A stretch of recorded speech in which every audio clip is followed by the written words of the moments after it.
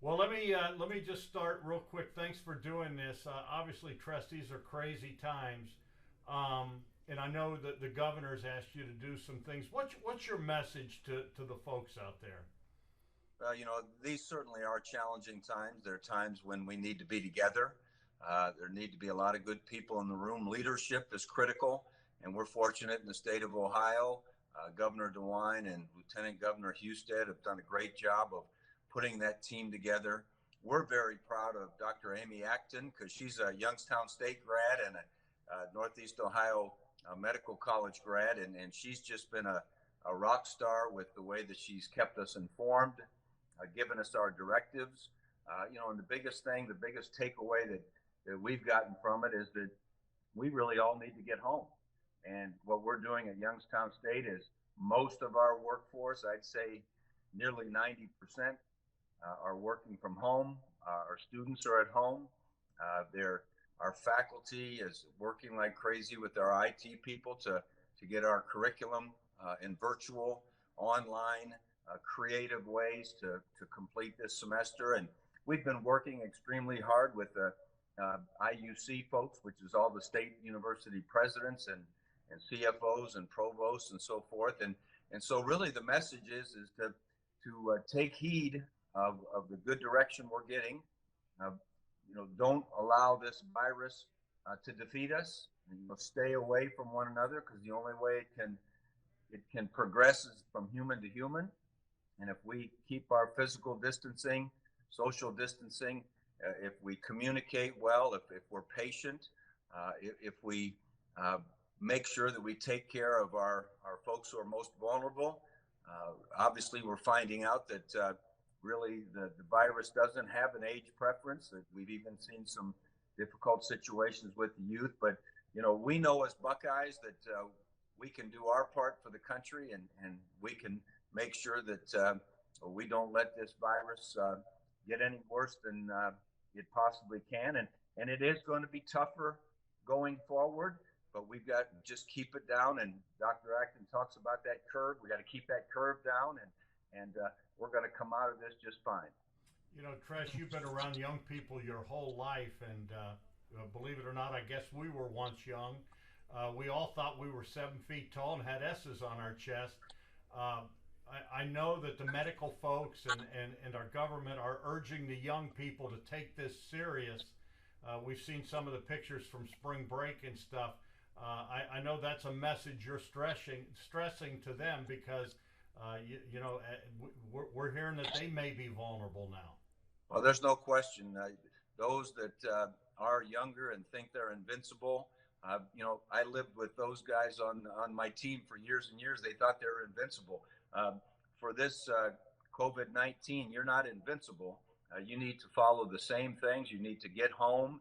And the thing I think you have to keep in mind uh, is the people that you might impact, who might be your grandparents or your parents or some elderly people that you don't even know, by you being just a little bit insensitive to the fact that all of us need to keep that physical distance, that social distance. We've got to make sure that we heed the warnings. Our young people really are globally aware, and so they should see, what has happened there in Italy and Europe and is happening throughout the country, and really take notice and take this seriously because this is the real deal. We do need to do all we can possibly do, and if we do that, we live in the greatest country in the world. We're going to come up with, the vaccine eventually. But until we do, we've got to make sure we take care of things, and it's going to be tough. But we want to make sure that we keep it at bay as much as we possibly can. Tress, the other thing that kind of adds to the seriousness of this, you think about our nation's history, and sports has always been the escape. They shut down a little bit after 9/11, but sports has always been that thing we've turned to in this country. Right now, there's no sports, and I know in your heart, you're a sports guy. I make a living covering sports, and it's hard. But on the positive, we're spending a lot more time with our families. Well, we really are, and we need to spend that time with our small groups, with our families, and make sure that we don't pass this virus along. But I think the other thing is our hunger for sports.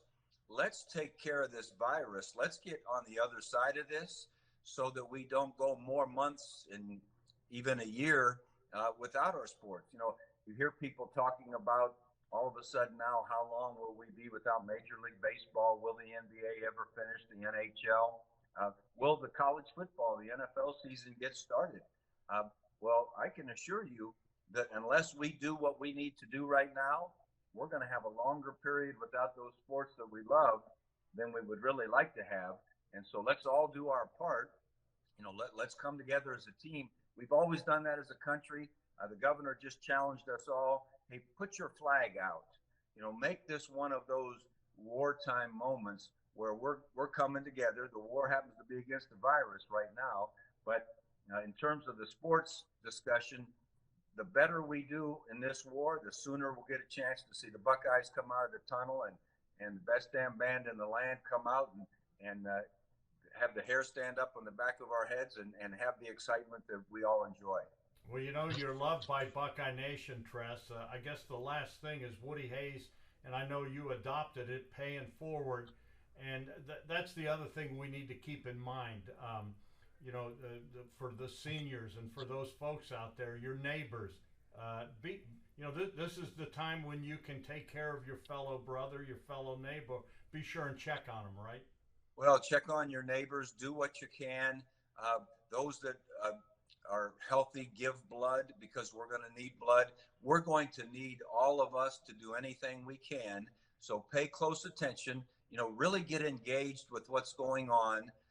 Do it from a physically distanced place. And then when it comes down to what is it that I can do on behalf of the team, make sure you go and do that. And if every one of us pay it forward, we're going to be just fine. All right, I'm going to ask you one sports question. We're going to go back in the Buckeye archives. Do you have a favorite victory when you were the coach at Ohio State? Well, you're trying to get me in trouble, Don, because if I say from one team, I'm going to hear from about 50 guys from some of the other teams. So you're not going to lure me into that trap. Every time we won, especially against the team up north, they were great. That's a great answer. You never got tired of beating them, did you? Not at all. Thanks, Tress. OH, buddy. All right, Don. Appreciate you.